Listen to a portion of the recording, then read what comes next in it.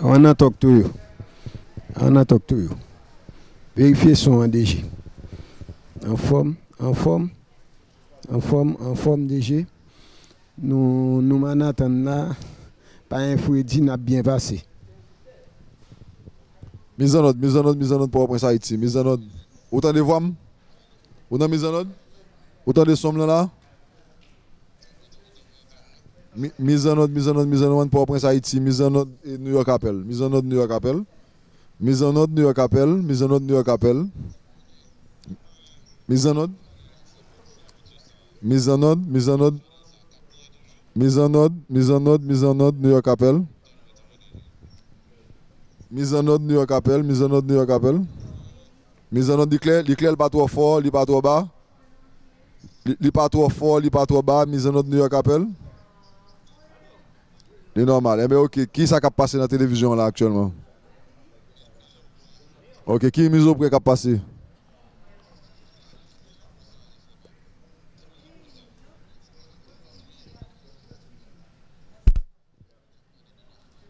Eh bien, après mise au point, à 9h, je fais flash, ok?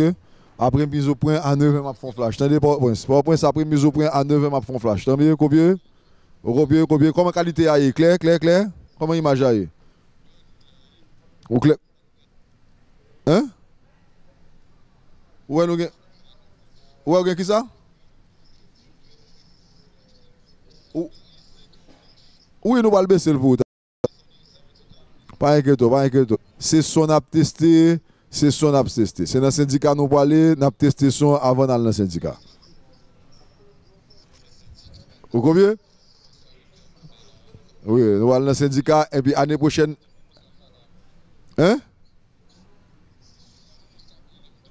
Ah, non, mon ça la fait pas. Année prochaine, nous avons mené phrase avec Naël.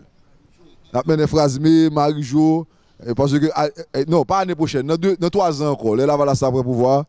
Il a amené. Il va prendre. Attention, il y a qui n'a mis en notre cagouma avant, les amis, nègre.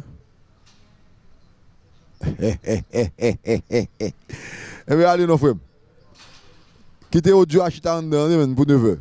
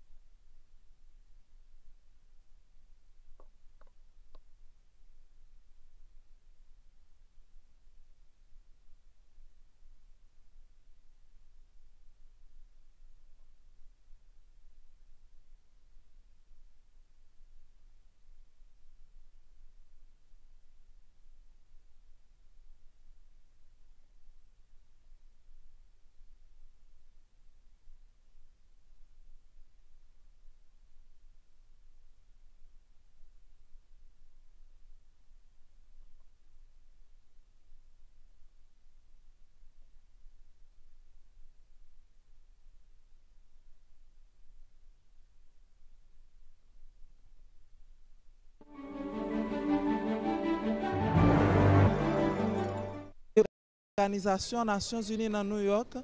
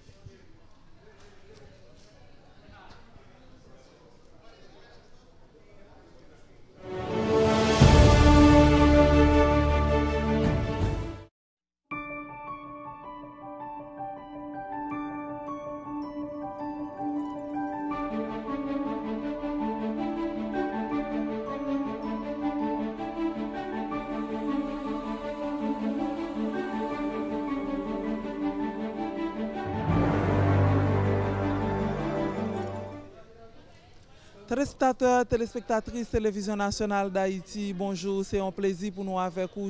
États-Unis pour informer sur tout ça qui a passé dans la 73e session ordinaire Assemblée Générale Nations Unies qui a commencé depuis 18 septembre et qui a continué. Alors, délégation haïtienne présente depuis dimanche 23 septembre qui s'est passé là, côté président République là, gagné un agenda très chargé que l'IA a exécuté chaque jour. Le président République là a retourné en Haïti demain, vendredi 28 septembre. Mais jeudi, c'est grand jour. Elle nous dit grand jour, ça veut dire c'est jeudi 27 septembre 2018. Le président République là pour prendre la parole sous tribune Nations Unies.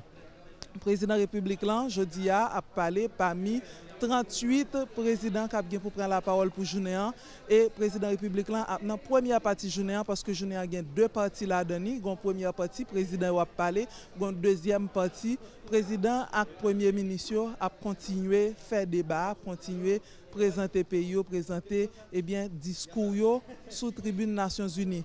Mais comment liste la présenter pour première partie journée, il y a une République Botswana qui a commencé premier journée débat général là pour aujourd'hui. Il y a une République Cyprus tout de suite après, il y a une République Chili qui est en troisième position, il y a une République Macédoine, on a parlé de la Macédoine, il y a une République Guinée équatoriale et tout de suite après Guinée équatoriale, le président République Jovenel Moïse a bien pour prendre la parole et après président République Jovenel Moïse, il y a deux autres pays qui après clôturer première partie journée qui c'est Sierra Leone avec la Palestine. Alors débat ça chaque pays pral non seulement pour parler un peu, il y a 15 minutes devant eux pour parler de vision sur ça qui a passé dans le monde et pour parler particulièrement sur ça qui concerne les pays. Notamment nous-mêmes en Haïti, il y a un paquet de sujets, le président républicain capable de présenter dans le discours à Nationale, capable de parler de choléra. D'ailleurs, il parlait de choléra mardi qui s'est passé là pendant une réunion ici là dans le siège des Nations Unies. Mardi passé, côté président républicain, a expliqué clairement, jusqu'à présent, nous en 2018, depuis octobre 2010, choléra est rentré dans le pays, il n'a pas suspendu faire victime. À journée jeudi, on a parlé, choléra a déjà fait 9000 décès en Haïti et plus passé 800 000 victimes, 800 000 cas.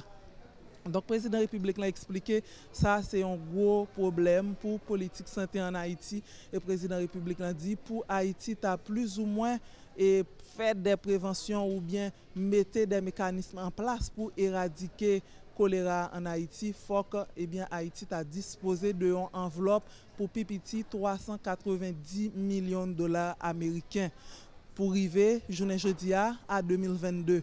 Donc, jeudi, est-ce que le président républicain pral mentionner encore sous tribune Nations Unies? C'est possible, c'est un point. Le président républicain est capable de parler tout de la paix, toute démarche équipe li a fait, toute démarche administration l'a fait pour établir la paix en Haïti, pour mettre stabilité politique, notamment avec mise en place un nouveau gouvernement semaine qui s'est passé là.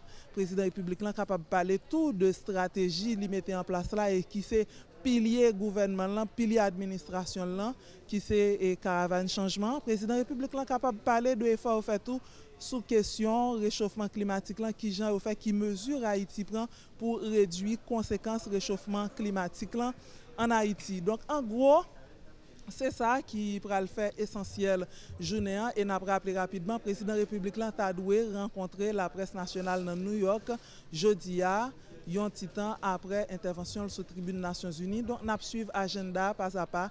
Ici là décor là bien planté, gagné représentants différents médias qui sorti dans 38 pays ça qui concerne jeudi a qui déjà a pris place dans centre presse là côté yo pral assister à intervention pays respectifs et nous-mêmes télévision nationale d'Haïti nous avec vous en direct pour nous faire vivre ça qui a passé ici là dans siège organisation Nations Unies.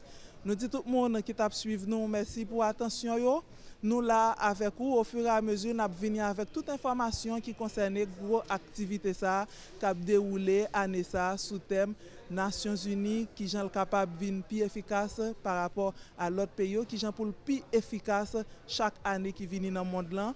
Les questions de leadership partagé, tout leadership mondial, solidarité partagée et les questions de société durable, c'est tout ça qu'a parlé. Et entre-temps, il y a l'autre réunion, il y a l'autre table ronde qu'a fait dans l'autre salle séparée côté président yo toujours faire des prises de position, yo pas seulement parler de choléra mais et gain et thème qui concerne tuberculose une maladie infectieuse qui fait plus victimes dans le monde l'entour, yo parler de tuberculose, yo parler de élimination armes nucléaires, yo parler de réchauffement climatique, yo parler de la paix, yo parler de insécurité qui gagne dans l'école yo. Eh bien, ils parlé de diverses questions qui concernent la sécurité, qui concernent la paix dans le monde. Là.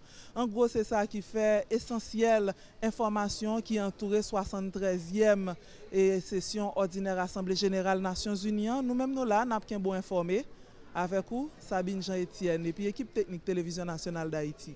Tout le monde, baba, à tout de suite.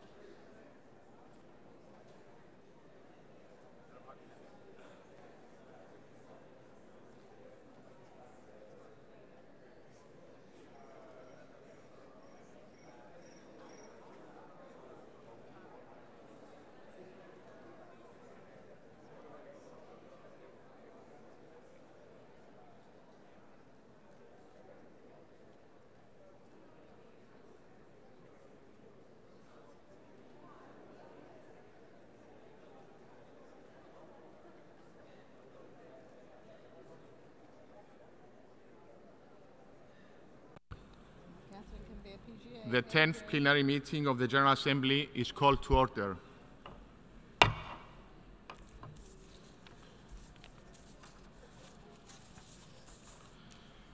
The Assembly will hear an address by Her Excellency Dalia Grybauskaite, President of the Republic of Lithuania.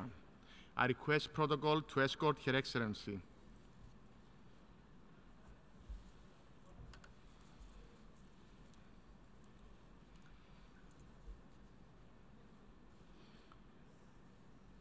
On behalf of the General Assembly, I have the honor to welcome to the United Nations Her Excellency Dalia Grybauskaite, President of the Republic of Lithuania, and to invite her to address the Assembly.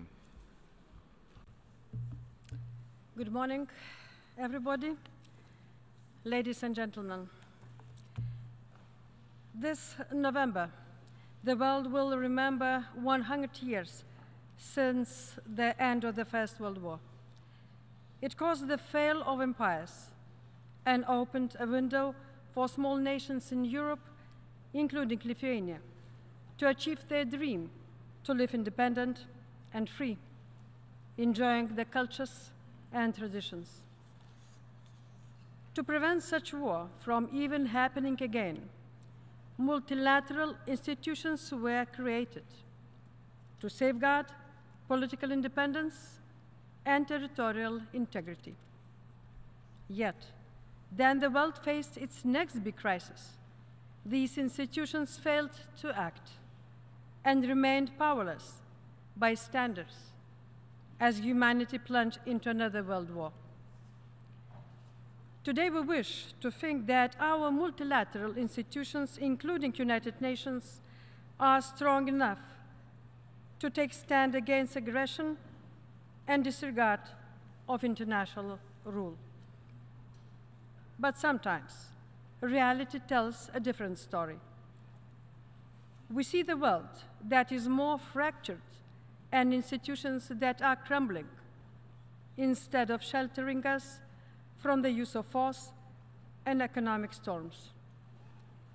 In almost every major crisis of the last decade, from Syria to Ukraine, from Myanmar to Yemen, the United Nations Security Council was unable to play a meaningful role because of the inability of states to rise above their national interests and obstructive use of veto rights.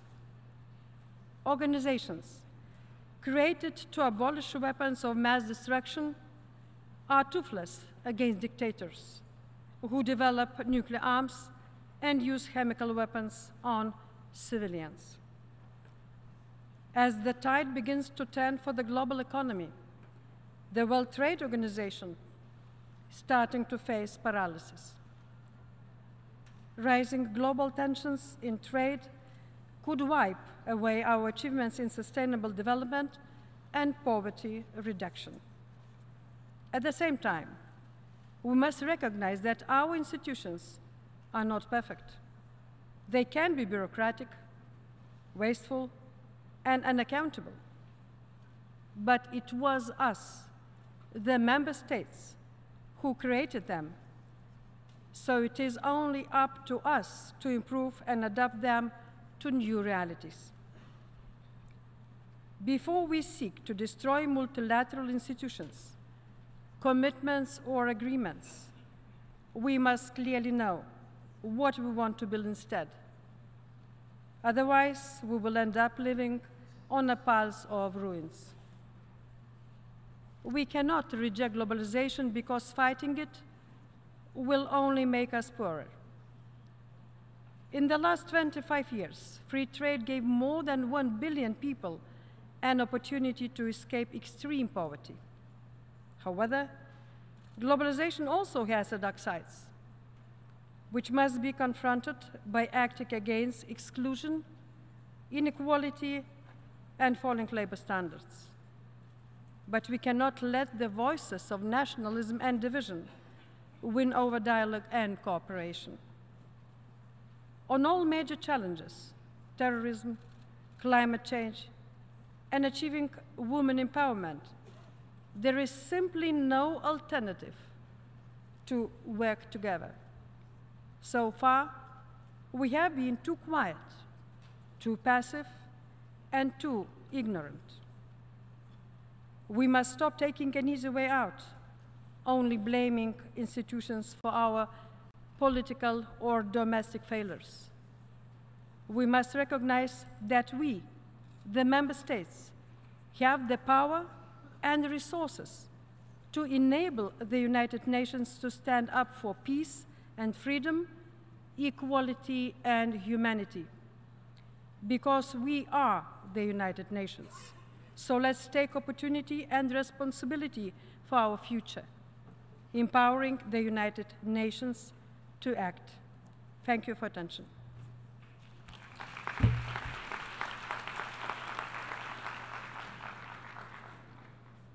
On behalf of the General Assembly, I wish to thank the President of the Republic of Lithuania for the statement just made.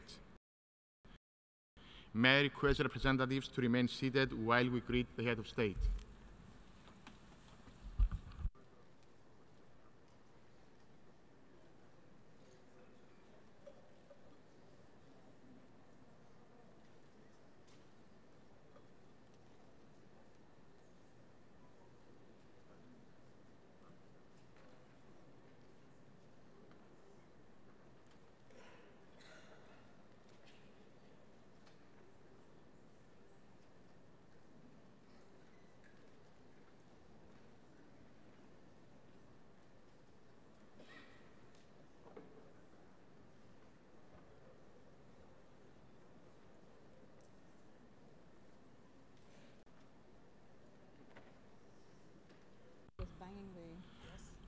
The Assembly will hear an address by His Excellency Mogwitsi Eric Masisi, President of the Republic of Botswana.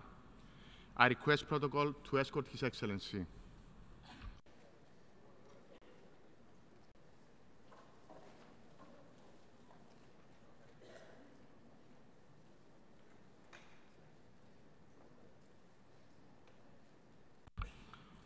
On behalf of the General Assembly, I have the honor to welcome to the United Nations His Excellency Mogwitsi Eric Masisi, President of the Republic of Botswana, and to invite him to address the Assembly.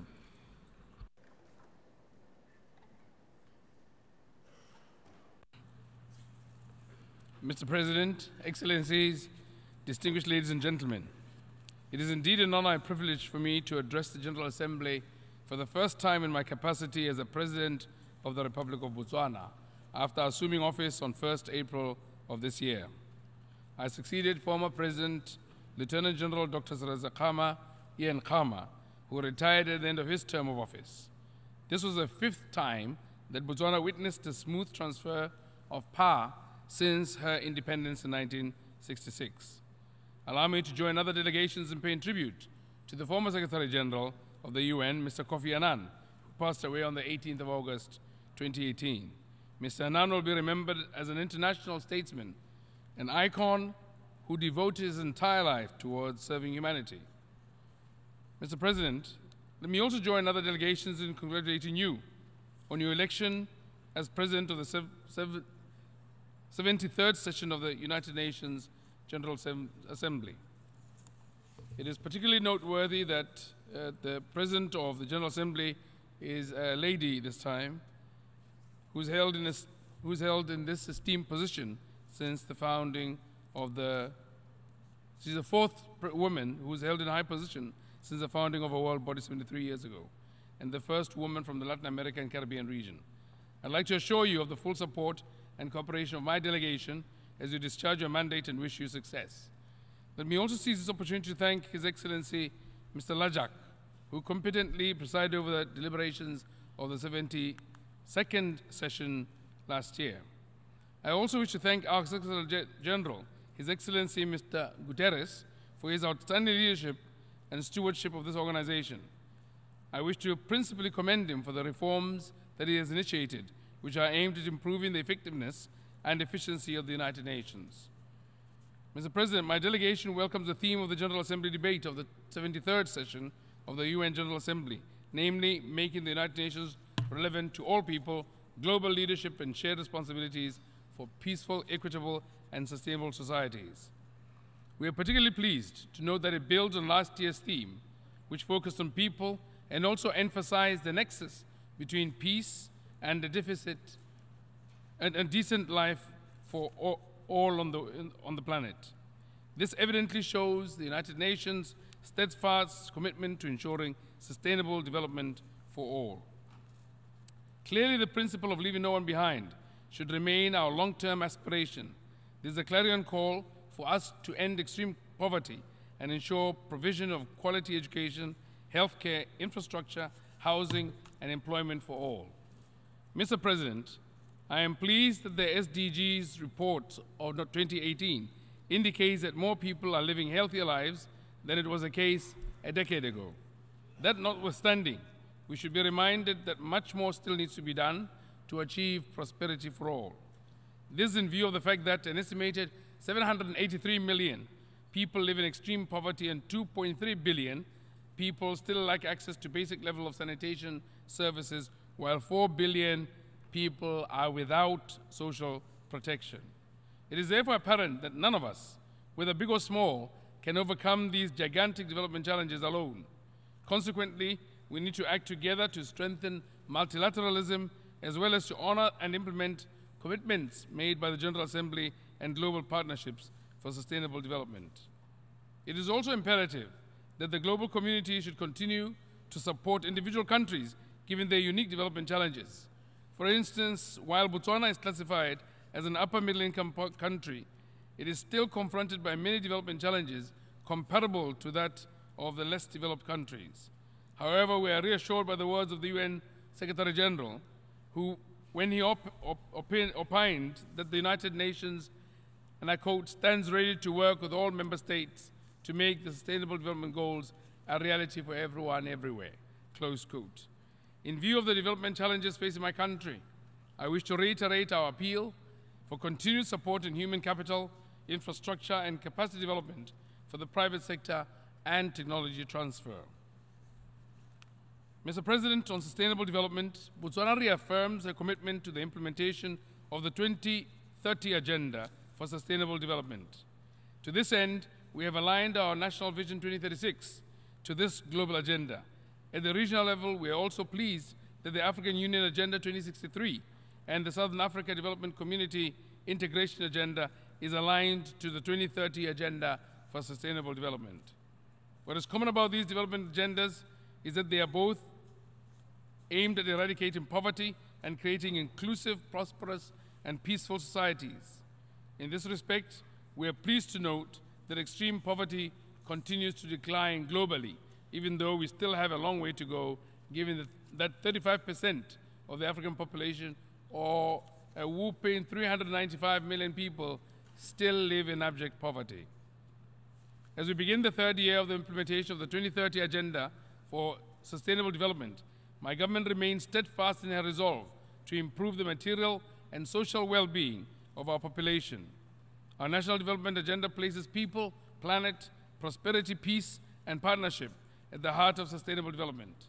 In this regard, our National Vision 2036 is anchored on 4 pillars of sustainable economic development, human and social development, sustainable environment, and governance, peace, and security.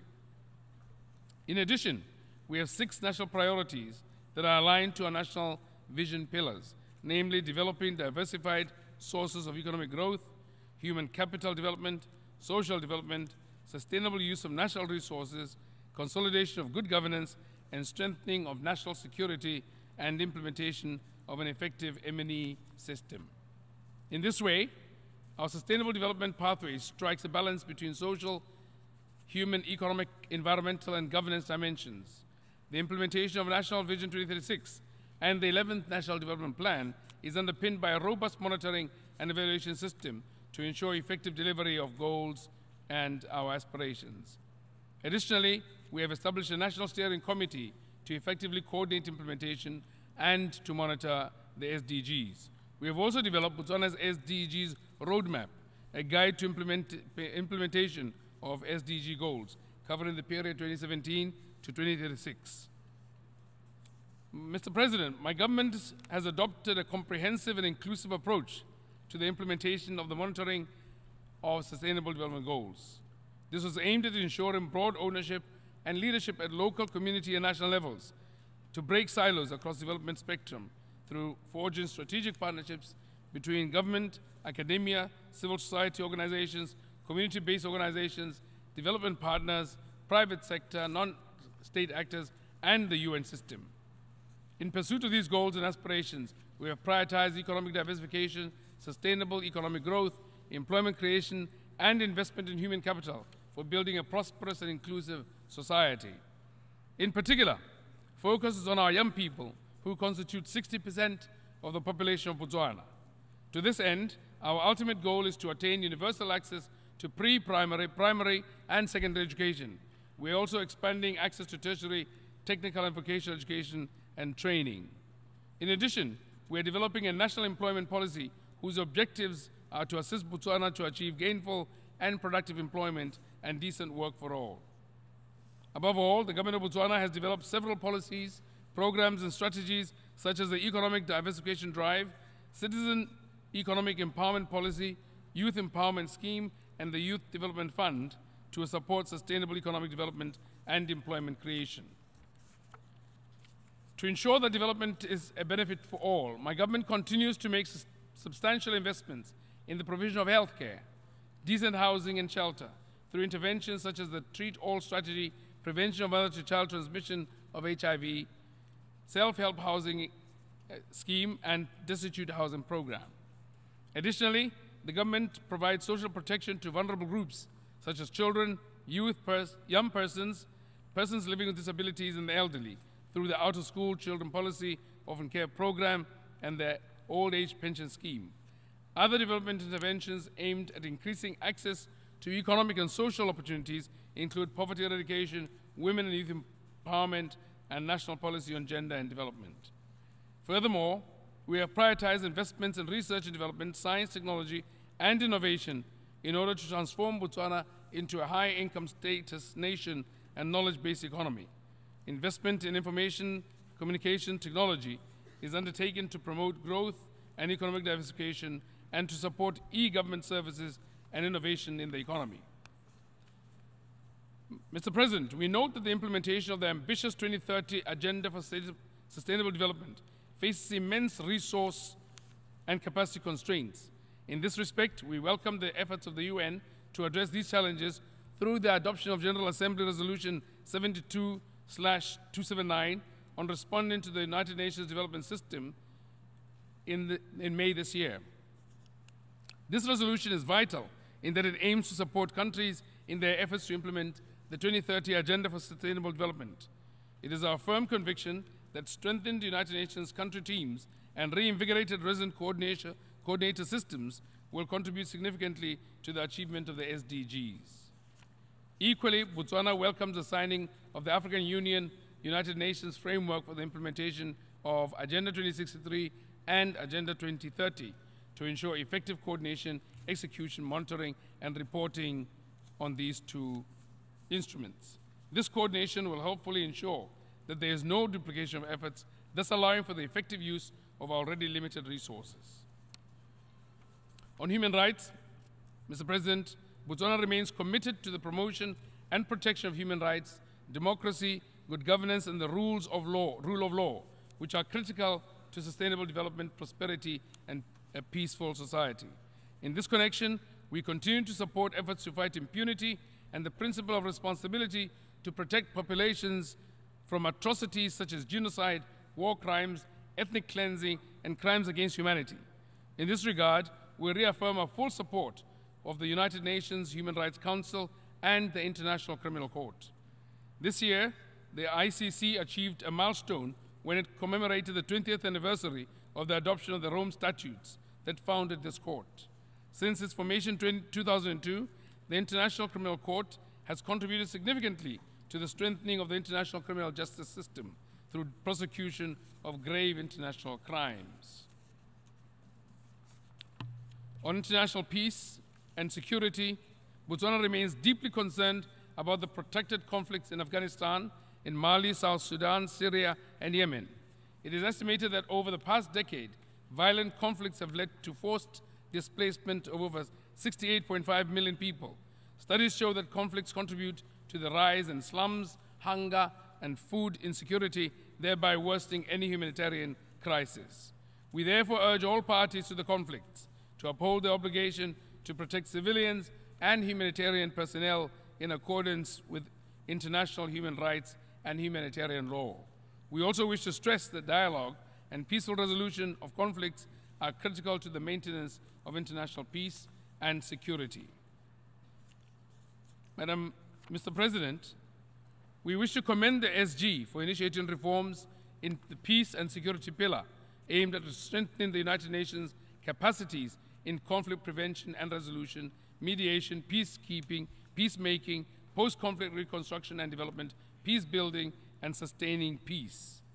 To bolster international peace-making efforts, African leaders have committed themselves to fund 25% of peace support operations in Africa by 2021 and silencing the guns by 2020. I therefore wish to applaud the regional organizations for their commitment to this noble cause. Madam President, corruption